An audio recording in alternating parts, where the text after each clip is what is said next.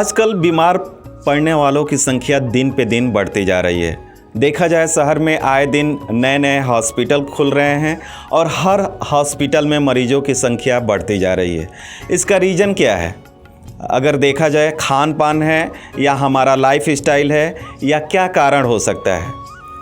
आज हमारे स्टूडियो में उपस्थित हैं राष्ट्रीय बागवानी अनुसंधान एवं विकास प्रतिष्ठान बौद्ध उड़ीसा से तकनीकी सहायक अभिषेक गोविंद राव जी। आप इस समय देख रहे हैं लाउड स्पीकर 90 FM और मैं हूं रुद्र। सर, हमारे स्टूडियो में आपका बहुत बहुत स्वागत है। बहुत बहुत धन्यवाद, नमस्कार। आजकल सर देखा जाए हॉस्पिटल दिन पे दिन नए खुलते जा रहे हैं। हर हॉस्पिटल में मरीजों की संख्या काफ़ी बढ़ती जा रही है, तो इसका रीज़न क्या हो सकता है? इस पे थोड़ा सा बताइए सर। हमारा लाइफ स्टाइल या खान पान या क्या?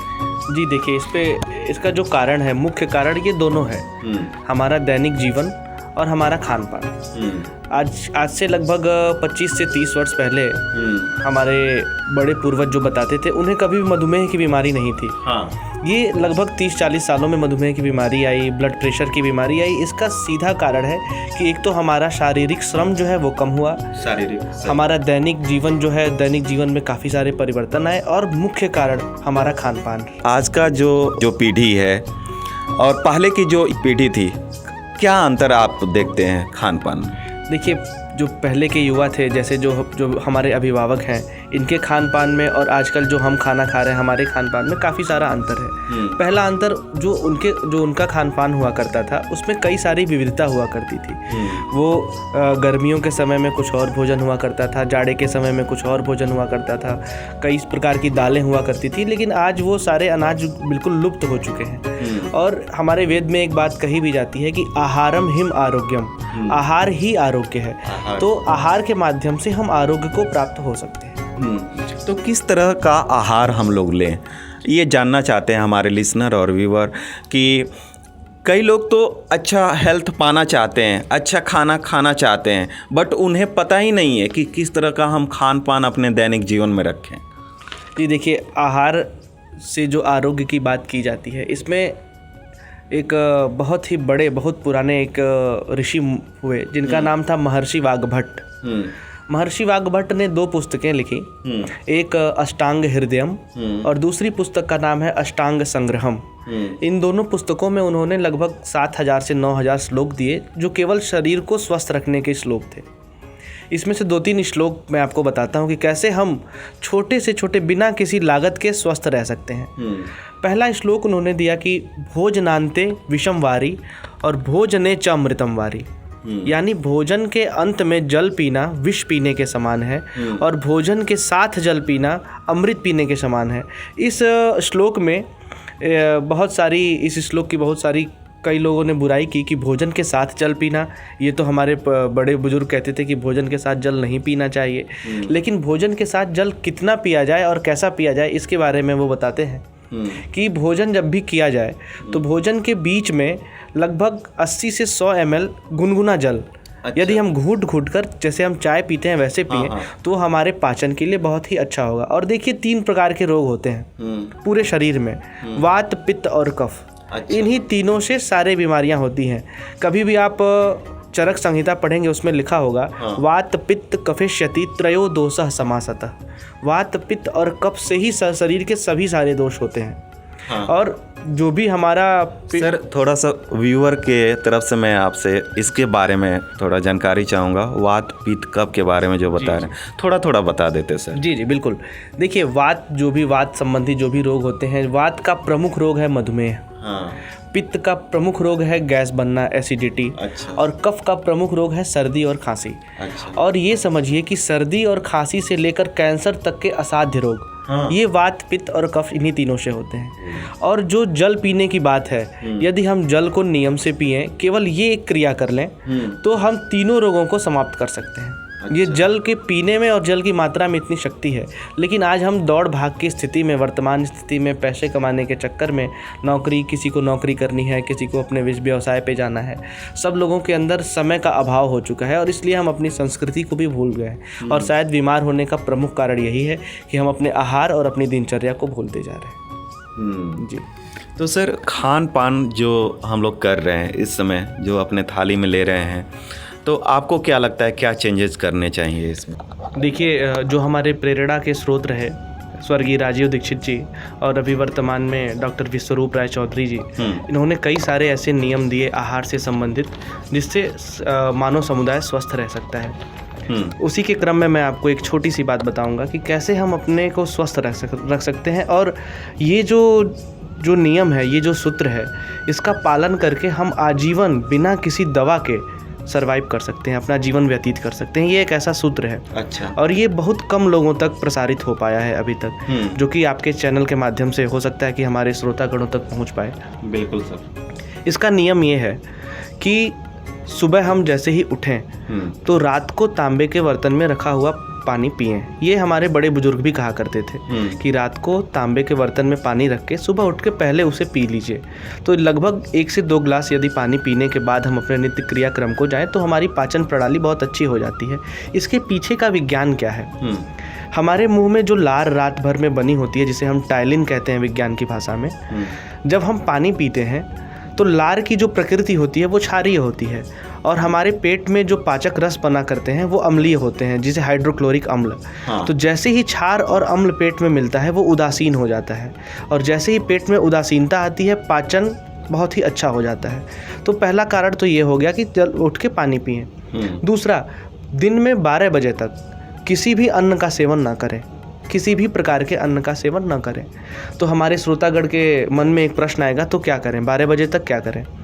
12 बजे तक आपके शरीर का जो भी वजन है, उदाहरण के रूप में यदि आपके शरीर का वजन 70 किलो है तो गुणे 10 यानी 700 ग्राम फल, कई तरह के फल आप खा सकते हैं, अलग अलग तरीके के फल खा सकते हैं, अलग अलग रंग के फल खा सकते हैं। अच्छा। जैसे आम, अंगूर, सेब, पपीता, केला, जो भी फल।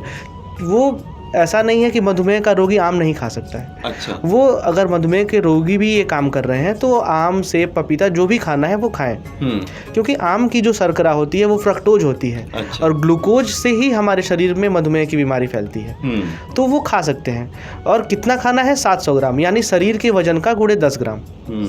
वो 12 बजे तक खाएं। उसके बाद जब वो 12 बजे के बाद मध्यांतर का भोजन करें, लंच करें, तो 2 प्लेट लें। एक प्लेट में शरीर के वजन का गुणे 5 ग्राम सलाद लें। यानी यदि शरीर का वजन 70 किलोग्राम है तो गुणे 5 यानी 350 ग्राम वो मूली, टमाटर, खीरा, चुकंदर, ये 350 ग्राम सलाद खा सकते हैं। इस सलाद को पूरा खा लेने के बाद ही उन्हें उनके घर में जो भी खाना बना हुआ है उसका वो सेवन करें। ये हो गया मध्यांतर तक की बात। सर, हाँ, मध्यांतर तक की बात आप बताएं सर। इसके आगे की भी प्रक्रिया वहीं बताइएगा जो खाना चाहिए सर। जी बिल्कुल। हाँ। उसके बाद आप शाम के समय में कुछ ना खाएं, यदि नहीं टाइम है, नहीं समय मिल रहा है तो ना खाएं। शाम को यदि रात्रि का जो भोजन करें, एक बात का विशेष ध्यान दें कि सूर्य अस्त होने से पहले रात्रि का भोजन कर लें। और सूर्य अस्त होने से पहले का लगभग जो समय है वो 6:30 से 6:30 तक है। 6:30 तक भोजन कर लें। भोजन में क्या करें? फिर वही 2 प्लेट लें जो आप मध्यांतर के भोजन में लिए थे।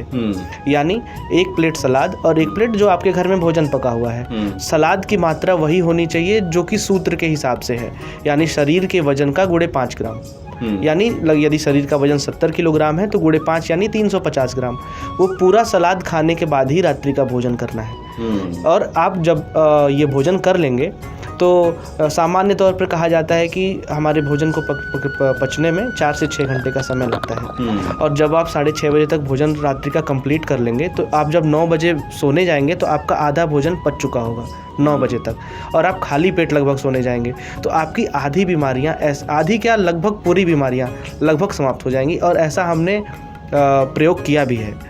ये जो विज्ञान है, ये जो नोबेल साइंस विज्ञान है, इसका हमने प्रयोग भी किया है। और इसमें लगभग 100% सफलता हमें प्राप्त हुई है। सर, हमने कहीं सुना है कि आहार से भी कुछ चिकित्सा की जाती है जी। हमें तो नहीं पूर्ण रूप से इसके बारे में जानकारी है, थोड़ा इसके बारे में। वो यही है, वो आहार से जो चिकित्सा है वो यही है, क्योंकि हमारे भोजन में वो सभी पोषक तत्व मौजूद हैं जो हमारे शरीर को चाहिए।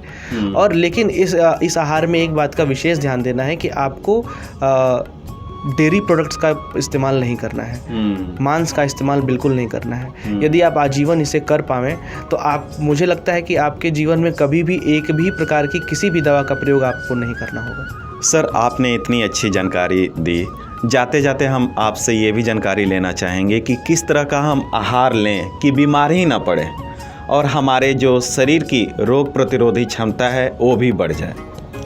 जी देखिए, बहुत ही अच्छा प्रश्न है ये। और यदि उस प्रकार की आहार की बात की जाए कि हम बीमार न पड़ें, तो सबसे पहले हमें कुछ छोड़ना होगा और वो है मांस। मांस का सेवन हमें छोड़ना होगा, क्योंकि ये हम सबको पता है कि मांस का सेवन हमारे शरीर के लिए नहीं बना है। हमारा शरीर उसको पचाने में समर्थ नहीं है। और जितने भी प्रकार के कैंसर की बीमारियां होती हैं वो लगभग मांस के सेवन से, जो हमारे पेट के अंदर पचने में असहाय हो जाते हैं, उससे होती हैं। दूसरी बात, किस प्रकार के आहार का प्रयोग करें, तो आप मिलेट्स का, आजकल मार्केट्स में कई सारे मिलेट्स हैं, सरकार भी उस पर बहुत सारी ध्यान दे रही है। आप श्री अन्न का प्रयोग कर सकते हैं। आप कम से कम गेहूं और कम से कम चावल का प्रयोग करें, क्योंकि गेहूं और चावल में फाइबर की मात्रा बहुत कम होती है। गेहूं में लगभग 1 से 2%, 1 से 2% फाइबर की मात्रा होती है और चावल में 0.2% होती है। इसीलिए आप सुने होंगे कि मधुमेह के रोगियों को चावल मना किया जाता है। हाँ। चावल खाने से मना किया, क्योंकि उसमें फाइबर की मात्रा बहुत कम होती है। और जो श्री अन्न है, जो मिलेट्स है, इसमें 8 से 12% तक फाइबर की मात्रा होती है। इसलिए इसके सेवन से, फाइबर करता क्या है, फाइबर हमारे शरीर में पाचन शक्ति को बढ़ाता है। और इसलिए जब पाचन शक्ति बढ़ जाती है तो हमारा शरीर खुद ब खुद स्वस्थ हो जाता है। और इसके पहले मैंने आपको जो भोजन के नियम बताए, उस नियम का यदि पालन किया जाए तो आजीवन हम स्वस्थ रह सकते हैं।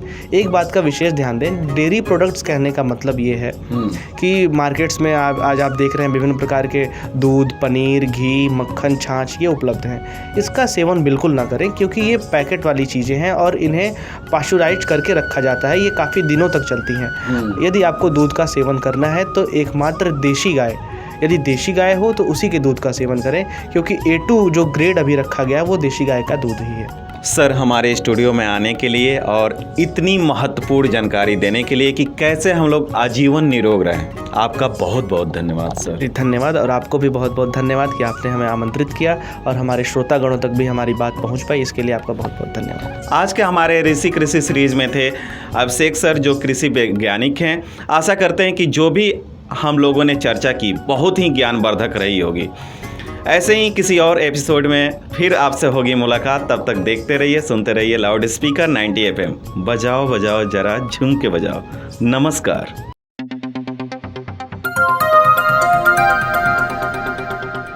बजाओ जरा झूम के बजाओ, बजाओ बजाओ जरा झूम के बजाओ।